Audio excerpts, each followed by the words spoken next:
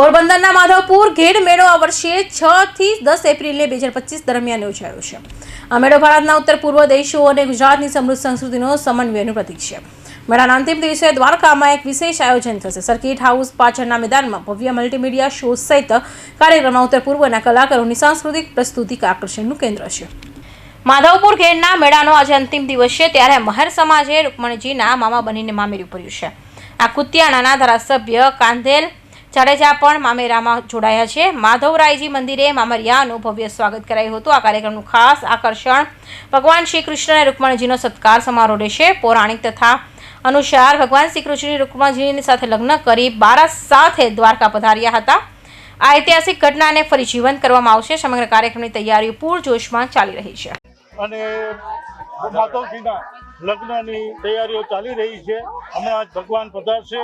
અમને અહોભાગ્ય એવું છે કે અમારા પિતાજીના હિસાબે જેણે આજથી 9 વર્ષ પહેલા સંકલ્પ કરેલો કે આપણે રૂક્ષ્મણીજીના વિવાહ કરશું, તો આજે એ તો નથી અમારી વચ્ચે, પણ અમને એનો લાભ મળ્યો છે. અને હવે ભગવાન આવશે ત્યારે ભગવાનને અમે પૂછીશું. અને આવો લાવો અમારા જીવનમાં ભગવાન અનેક વખત આપતા રહે. અહીંનો ટ્રસ્ટી મંડળ અને તેમજ અહીંના ગામજનો ખૂબ જ અમને સહકાર આપ્યો છે. અને આવા કાર્યો જ્યાં સંસ્કૃતિ અને ધર્મ બંનેને રક્ષણ થાય છે તેવા કાર્યોની અંદર બધાએ સહભાગી થઈને જોડાવવું જોઈએ. અને આજે અમે અમારું કુટુંબ અહોભાગ્ય બન્યા છીએ અને અમે ખૂબ ખૂબ બધાને થેન્ક્સ કહીએ. માધવપુરનો પવિત્ર મેળો દર વર્ષે યોજાય છે, એમ આ વર્ષે પણ રામનવમીથી લઈ અને 5 દિવસ માટે માધવપુર ખાતે આ પવિત્ર મેળાનું આયોજન થાય છે. આપણે સૌ જાણીએ છીએ કે માધવપુર ખાતે ભગવાન શ્રી કૃષ્ણએ માતા રૂકમણી સાથે વિવાહ રચેલા.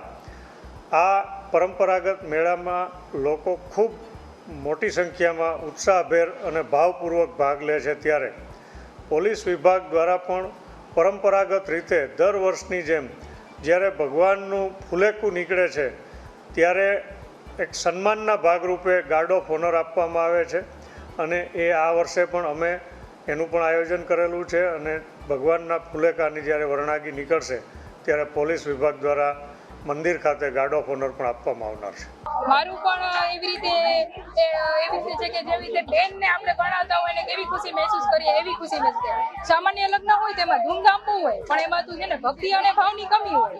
પરંતુ જ્યારે આવા અલૌકિક સંસ્કૃતિના અને ધર્મના સંગમની વાત આવે છે ત્યારે ધર્મ, ભક્તિ અને ભાવના અને લાગણીઓ બધું જોડાયેલું હોય ત્યારે ખરેખર ખૂબ જ અલૌકિક આનંદ માણવા મળે. એ સિવાય સરકારશ્રીએ તો ખૂબ જ સરસ મેળાનું આયોજન કરેલું છે, એટલે એમાં પણ માણવાની મજા આવે છે. અને ખરેખર આપણે પણ આવું ન કરી શકીએ એવી અદ્ભુત અહીંયા માધવરાયની અહીંયા જે બાકી જે એની ખુશ્બુ છે, ભક્તિ છે, વાતાવરણમાં પ્રસરેલી છે, એ જોઈને ખૂબ ખૂબ આનંદિત અનુભવીએ છીએ. અહીંયાનું જે આ અલૌકિક અદ્ભુત ઠાકોરજીના વિવાહનો ઉત્સવ છે એમાં બધા જ લોકો ઓતપ્રોત થઈને આપણે તો કરીએ છીએ, પણ બીજા બધા બી બહારના આટલા બધા આવીને આટલું બધું ડેવલપ થયું. ગુજરાત ગવર્મેન્ટે બી સારું આ તો અલૌકિક છે અને બહુ આનંદ આવે છે અને આની અલૌકિક જ આનંદ છે. પછી જે તે સમયમાં તે વખતે અમારું ગામ જે હશે જ પાસે પછી તો ત્યાંથી અમારા ગામમાં ગામનું નામ જે તે કે તે વખતે છે ત્યારે તે લોકોએ કીધું કે માતાજી ઉભા થઈને કીધું કે મારું અહીં કોઈ પિયરિયું છે નહીં, મને તો હરણ કરી લઈ આવ્યા. તો અમારે હવે વિધિ કોણ કરે? મારું જવતલ, મારું મામેરું.